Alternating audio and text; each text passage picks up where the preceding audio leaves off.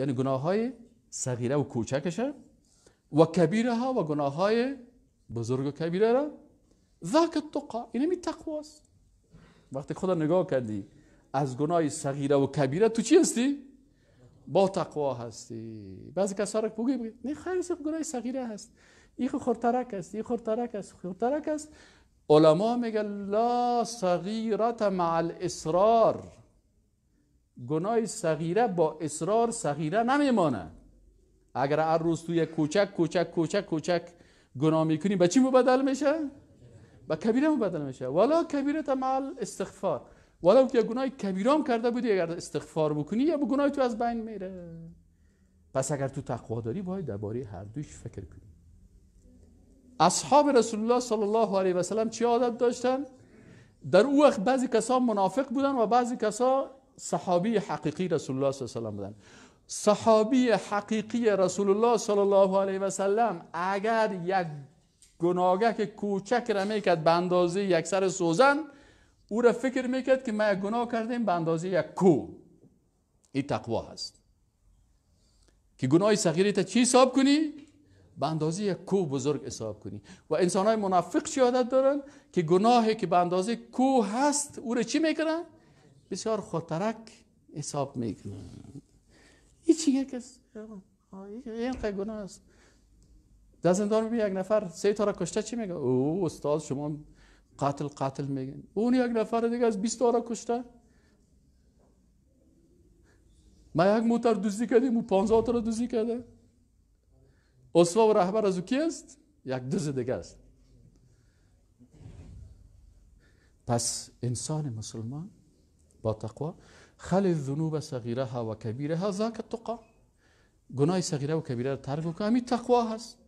واصنع کماش فوق ارض شوکی یحذر ما یرا، در زندگی عمیق قسم باش، همیشه مثل که در یک زمین پر از خار در حرکت هستی. هر سخنی که میشنوی مثل خار است، پس هر سخن نشنو، هر گپ نشنو، هر خواندن گوش نگی. ولی اینجا موبایل چالان میکنیم به 1000 تا خواندن است، به 1000 تا گپ است، به 1000 چیز است. امی شنیدنه که یک چیز رو تو گوشم میگیری، خو اینمی گوشت غلط استعمال کردی، اینمی تقوا نیست. پس در زندگی چی رو میشنوی، چی میگی، دستت چی میکنه، چشمت چه قسم حرکت میکنه، باید کجا میره، این کل از این اگر متوجه بودی اینمی تقوا هست. لا تحقرن صغیرة ان الجبال من الحصى، می گناه های صغیره را حقیر کوچک نشمارین. چرا؟ بزرگترین کوه ها از چی ساخته شده؟ از ریگک های خرد زیاد شدن یک کوه تشکیل شده. پس اینمی قسم گناه های صغیره روز به روز زیاد شده میرن. عالم سیومی تقوا را تعریف میکنن، میگه هی توقی عذاب الله، وقایه کردن از عذاب الله هست. و ان یجعل بینه و بین سخط الله وقایة و حاجزا منیعا، انسان با تقوا کسی است که بین خود و بین غضب الله یک خط بسیار بزرگی بگذاره که کار من نکنم که الله دو چی شود؟ غضبناک شود.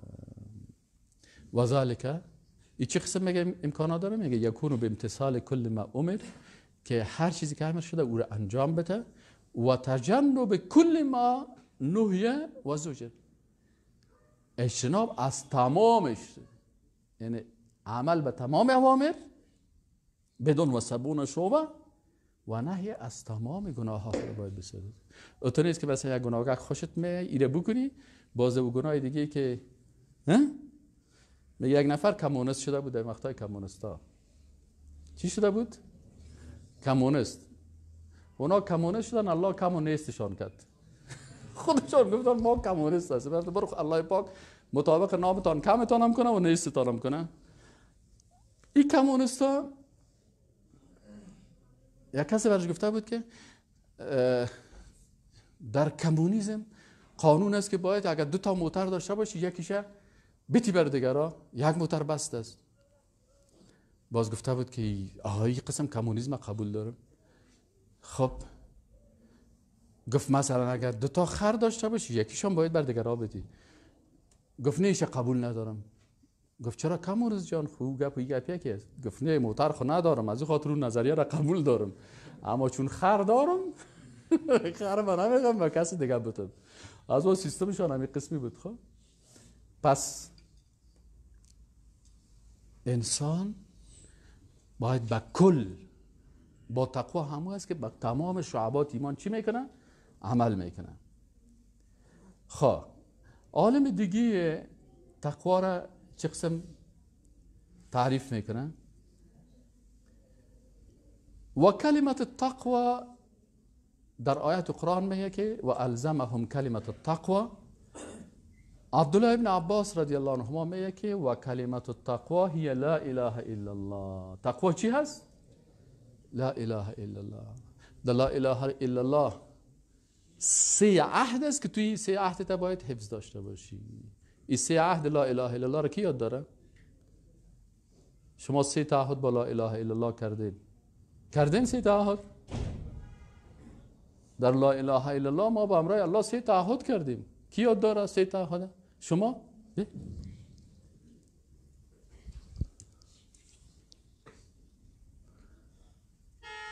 بر از اینا بگوین.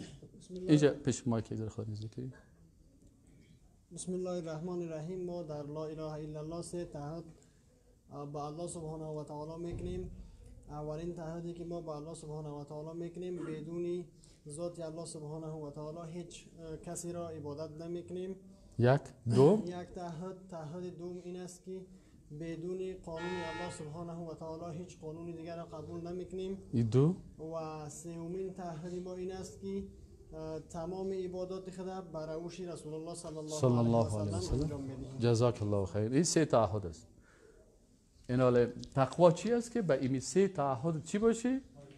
پایبند باشی. بغیر از ذات الله هیچ عبادت با کدام کسی دیگه نکنی. چی رکوع هست، چی سجده هست، چی نماز است، چی نذر است، چی قربانی هست، این فقط به نام الله بکنی. تو با تقوا هستی. بغیر از شریعت الله قانون کسی دیگه را قبول، یا قانون روس است یا قانون امریکا هست یا قانون ملل متحد است یا قانون فرانسه هست یا قانون یهود است یا قانون نصارا هست، بغیر از شریعت الله دیگه چیز قبول نداشته.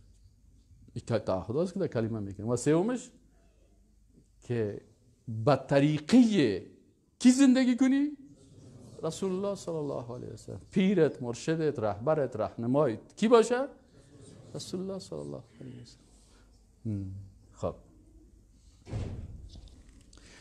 دیگه چی است؟ دیگه عالم میگه ان التقوا هي حسن الخلق بقسميه. اگر میخوای بفهمی که تو با تقوا هستی باید دو قسم اخلاق داشته باشی. حسن الخلق مع الخالق. اخلاق به همراه کی داشته باشی؟ به همراه الله. متوجه هستی؟ از حیا خجالت از الله خجالت میکشی؟ در گناه که برابر میشی از الله میشرمی؟ اگر میشرمی تو با تقوا هستی. حسن الخلق مع الله. و دیگه چی است؟ و حسن الخلق مع الناس. بهترین اخلاق با همراه کی داشته باشی؟ یعنی باید اردوش حفظ کنی. بعضی کسا رابطش که الله بسیار خوب است اما که مخلوق رابطش بسیار زشت است. دشنام دادن، بد گفتن، توهین کردن، تحقیر کردن مسلمان هیچ برش مانا نمیته. بسیار ساده هست. پس انسان با تقوا کسی است که اخلاق به امرای الله حفظ بکنه، به امرای شعائر الله اخلاق داری. امی کسی که قرآن شریف سر قبر بابی خود نشته میکنه، امی که قرآن اخلاق کرده؟ سر قبر آیت الکرسی نوشته است، حیوانات سر قبر تیر میشه. یک کسی نام الله را در گردن خانم خود اویزان میکنه و این میره به تشناب. همین اخلاقی که الله مراد کرده. متوجه هستی؟ پس اخلاق به امرای الله امی است که با شعائر الله با قرآن بسیار محترمانه برخورد کنی، با نام رسول الله صلی الله علیه و سلم بسیار محترمانه چی کنی؟ برخورد کنی، با نام صحابه کرام بسیار محترمانه برخورد کنی. وقتی که نام یک صحابی را یاد میکنی، ابوبکر رضی الله عنه، عمر رضی الله عنه، حسین رضی الله عنه، حسن رضی الله عنه، بلال رضی الله عنه، اگر زنها هستن بی عایشه ام المؤمنین رضی الله عنها. نامای علمای بزرگ وقتی که یاد میکنی رحمت الله علیه امام ابو حنیفه، رحمت الله علیه امام شافعی، رحمت الله علیه امام مالک ابن انس، رحمت ادب از با شاعر الله، با کتاب الله، با جبریل علیه السلام. ما مختمیم جبریل علیه السلام، میکائیل علیه السلام، این کلش ادب است به امرای چی؟ شاعر الله. الله متعال نام را برش ذکر نکنی که در اونجا بیادبی شود. بعضی کسا برای الله یزدان استعمال میکنن، ایزد استعمال میکنن.